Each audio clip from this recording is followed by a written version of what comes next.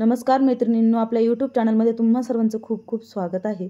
बघा, आज मी ते भोपळ्याच्या 2 प्रकारच्या भाज्या बनवून दाखवत आहे आणि त्या भाज्या कशा बनवते हे व्हिडिओ स्किप न करता शेवटपर्यंत पहा। व्हिडिओ आवडला तर व्हिडिओला लाईक करा, शेअर करा, आपल्या चॅनलवरती नवीन असाल तर चॅनलला सबस्क्राइब करा आणि आतापर्यंत ज्यांनी सबस्क्राइब केलंय ना त्यांचे मनापासून खूप खूप धन्यवाद। तर बघा, इथे मी भोपळा अर्धा कट करून घेतलाय आणि तो किसणीने आपल्याला किसून घ्यायचा आहे। तर इथे आता पूर्ण भोपळा आपल्याला किसणीने किसून घ्यायचा आहे, बघा या पद्धतीने।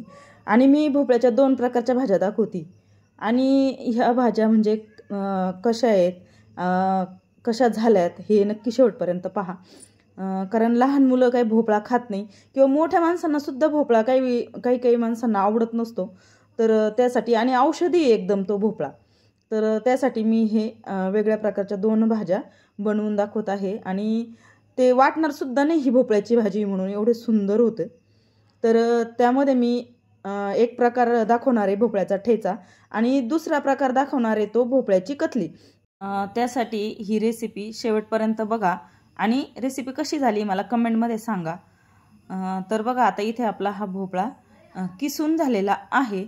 तर बघा मैत्रिणींनो, तुम्हाला एक महत्त्वाचं सांगायचं आहे की भोपळा किसून झाल्यानंतर भोपळ्यामध्ये आपल्याला लगेचच पाणी घालून घ्यायचे। जर तुम्ही असा ठेवला तर भोपळा हा काळा पडतो, किंवा तुम्ही भोपळा वेळेवर किसून घ्या, अगोदर बाकीची तयारी करा मग वेळेवर भोपळा किसून घ्या, किंवा भोपळ्यामध्ये पाणी घालून घ्या। तर बघा, इथं मस्त फ्रेश असा भोपळा मी किसून घेतलाय, त्यानंतर भोपळ्यामध्ये मी पाणी घालून ठेवले। आता आपण राहिलेली पुढची प्रोसेस करणार आहे। तर बघा, आता हा भोपळा आपला पाण्यामध्ये ठेवलाय काळा पडू नये म्हणून, हे महत्त्वाचं आहे बरं का मैत्रिणींनो, नक्कीच भोपळ्यामध्ये पाणी घालून ठेवा। त्यानंतर एका मिक्सरच्या भांड्यात 4-5 मिरच्या, थोडाफार लसूण घेतलाय 7-8 पाकळ्या आणि 1 इंचभर आलं घेतलंय आणि हे आपल्याला मिक्सरला बारीक याचं वाटण करून घ्यायचंय। तर बघा, आता हे वाटण झालेलं आहे। त्यानंतर भोपळ्यातलं पाणी आपल्याला असं निचरून काढून घ्यायचंय, बघा म्हणजे भोपळा बघा इतका काळा पडलेला नाहीये, याचं पाणी निघून जातं काळं असं, त्यासाठी भोपळा आपल्याला असं दाबून दाबून पिळून घ्यायचा आहे आणि पाण्यातच भोपळा ठेवायचा आहे। त्यानंतर गॅसवरती कढई ठेवायची आहे। कढई गरम झाली की त्यामध्ये 2 चमचे तेल घालून घ्यायचे। आता इथे मी प्रथम भोपळ्याचा ठेचा बनवते, त्यासाठी थोडंसं तेल आपल्याला थोडं जास्तच लागतं। तेल गरम झाल्यानंतर त्याच्यामध्ये अर्धासा चमचा मोहरी घालायची, मोहरी तडतडल्यानंतर अर्धासा चमचा जिरं घालायचे आणि त्यानंतर जिरं तडतडलं की लगेच आपल्याला जो आपण वाटण केलेलं आहे हिरव्या मिरचीचं, लसूणचं, आल्याचं, ते घालून घ्यायचं आहे 1 चमचाभर आणि हे व्यवस्थित मिक्स करून 1 मिनिटभर व्यवस्थित परतून घ्यायचं आहे। थोडीशी मिरची आपल्याला परतून घ्यायची, तर मिरची परतली की लगेचच आपल्याला ह्याच्यामध्ये अर्धा चमचा हळद घालायची। हळद घातल्यानंतर 1 चमचा धने पावडर घालून घ्यायची, अर्धासा चमचा आपल्याला इथे लाल तिखट घालायचे, लाल तिखट बेतानेच घाला। त्यानंतर अर्धासा चमचा इथे मी गोडा मसाला पण घालून घेतलेला आहे। तिखट इथे आपल्या आवडीनुसार घाला, कारण आपण इथे हिरव्या मिरचीचं वाटण सुद्धा घातलेलं आहे, त्यामुळे तिखट एकदम कमी घालायचं आहे। त्यानंतर बारीक चिरलेली भरपूर अशी कोथिंबीर घालून घ्यायची आहे आणि हे सर्व मिक्स करून घ्यायचं आहे आपल्याला आणि यामध्ये लगेचच आपल्याला भोपळ्याचं जे किस करून घेतलेला आहे तो घालायचा आहे। तर अर्धा किस मी इथे घालून घेते, कारण अर्ध्या भोपळ्याच्या किसाची आपल्याला कतली बनवायची आहे, तर त्यासाठी मी इथे अर्धा बाजूला ठेवलेला आहे आणि अर्धाच घालून घेतला आहे। तर हे आपल्याला आता मिक्स करून घ्यायचं आहे। तर बघा, व्यवस्थित मिक्स करून घ्यायचं आहे। खूप छान होतं बरं का, फोडींच्या भाजीपेक्षा अशी भाजी करून खा तुम्ही, एकदम भारी होते। त्यानंतर याच्यामध्ये चवीनुसार मीठ घालायचं आहे आपल्याला। मीठ घालून झालं की पुन्हा एकदा व्यवस्थित मिक्स करून घ्यायचं आहे। बघा, खूप छान, खूप टेस्टी, ज्यांना कोणाला आवडत नाही ही भाजी ते सुद्धा आवडीने खातील। त्यानंतर झाकण ठेवून आपल्याला 3 ते 4 मिनिट याला वाफ काढून घ्यायची। 3-4 मिनिटानंतर झाकण काढून घ्यायचे आणि पुन्हा एकदा व्यवस्थित आपल्याला हे मिक्स करून घ्यायचे। आणि भोपळा हा किसलेला आहे त्याच्यामुळे लगेच शिजतो, कारण फोडी जर असेल तर जाड जाड त्या शिजत नाही लवकर, जास्त वेळ लागतो भोपळा शिजायला, पण हा भोपळा किसून घेतल्यामुळे लगेच शिजतो। त्यानंतर पुन्हा ह्याच्यात थोडीशी कोथिंबीर घालायची आहे आणि व्यवस्थित असं मिक्स करून घ्यायचं आहे। तर बघा, मी तुम्हाला थोडंसं जवळून दाखवते, किती छान झालाय आपला भोपळ्याचा ठेचा। आवडला तर नक्की कमेंट करा, कसा झालाय मला सांगा. तर बघा आता हा आपला ठेचा मी गॅस बंद करून बाजूला काढून ठेवते. त्यानंतर आता आपल्याला भोपळ्याची कथली करायला घ्यायची. तर पुन्हा मी गॅसवरती कढई ठेवली आहे. कढई गरम होती आपली. तोपर्यंत काय करायचं आहे, थोडंसं मी एक वाटीभर दही घेतलेलं आहे. दही चांगलं फेटून घ्यायचं. तुम्ही तुमच्याकडे ताक असेल फ्रेश ताक तर ते सुद्धा घेऊ शकता. आणि दह्यामध्ये आपल्याला 3 ते 4 किंवा तुमच्या आवडीप्रमाणे तुम्हाला किती करायचे त्यानुसार तुम्ही इथे बेसन पीठ घालून घ्यायचे. तर मी इथे 3-4 चमचे बेसन पीठ घालून घेतलेले आहे आणि असं मिक्स करून घेतलेलं आहे दह्यामध्ये.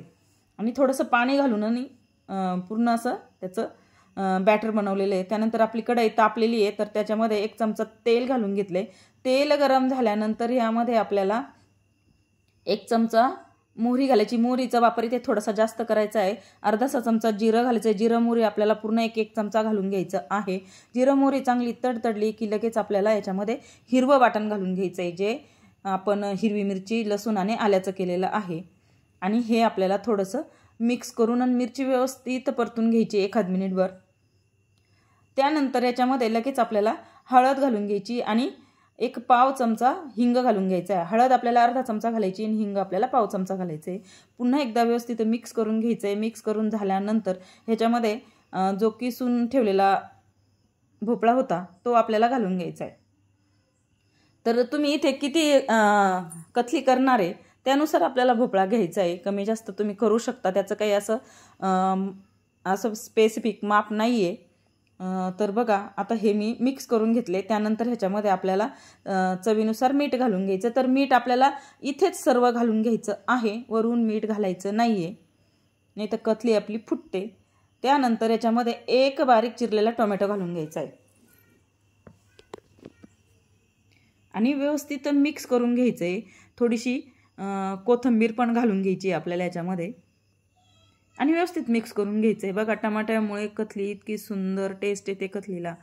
तुम्ही करून बघा आणि मला सांगा कमेंटमध्ये कसं झाले. त्यानंतर आपल्याला याच्यावरती झाकण ठेवून 5 मिनिटं व्यवस्थित वाफवून घ्यायचं आहे बिना पाण्याचं. 5 मिनिटानंतर झाकण काढून पुन्हा एकदा आपल्याला व्यवस्थित असं मिक्स करून घ्यायचं आहे. आणि भोपळा हा किसून घेतल्यामुळे 5 ते 7 मिनिटात अगदी व्यवस्थित शिजतो. त्यानंतर आपण जे ताकामध्ये किंवा दह्यामध्ये बेसन पीठ कालून जे बॅटर केलं होतं ते ओतून घ्यायचं आहे.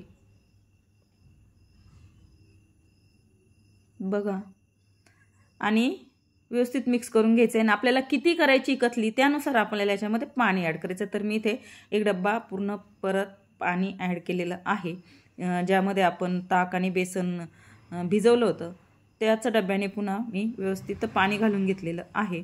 त्यानंतर याच्यामध्ये मोठा 1 चमचा गूळ घालून घेतलेला आहे. तुम्हाला गूळ जर नसेल घालायचा तर तुम्ही नाही घातला तरी चालन. गूळ ऑप्शनल आहे. तुम्हाला आंबट कथली आवडत असेल तर तुम्ही गूळ नाही घातलात तरीही चालेल, पण आमच्याकडे गूळ घालतातच, म्हणजे गुळाशिवाय आमच्याकडे कथली करतच नाही.